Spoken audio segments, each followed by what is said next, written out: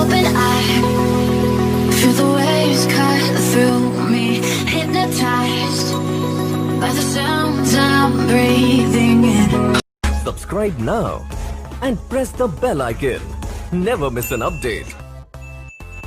holac Somali TV subscribe please.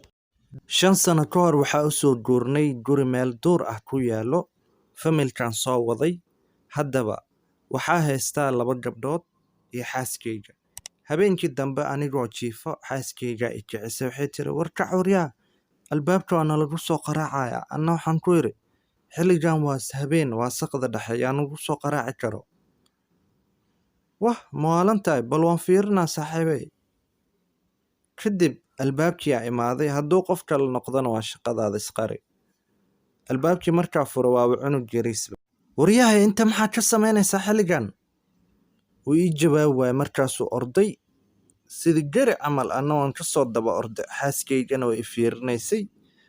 haddaba cunugaana ordaa waryaa tuug wuu dhacay. waryaa xilligan waa saq dhexe maxaa soo doontay? inaan guriga kaa soo saara u baahnaa.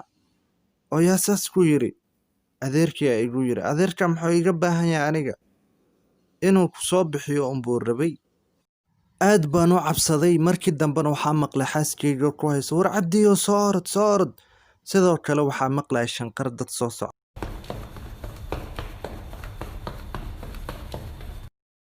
waa wareey ma nooli aan ordo. anigoo sii ordaayo ayaa xaaskeyga dubbe la soo orhoodhe dubahan qaado nahayde or booliiska wac gudahana galhana soo bixin.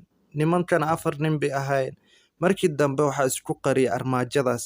booliiskii aa wacay war iga soo gaara waa laysoo weeraray. booliiskii aa imaaday. ninkii booliiska ahaa wuxuu igu yiri is ilaali nimankaas waa dambiilayaal waaweyn.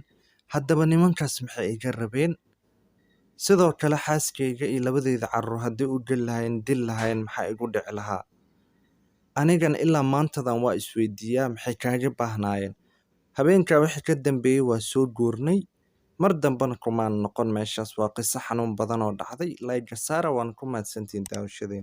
holac Somali TV haddaad ku cusub tahay subscribe dhe gambaleelkana furo at least 1500 na gaarsiiya. aadana u mahadsantiin.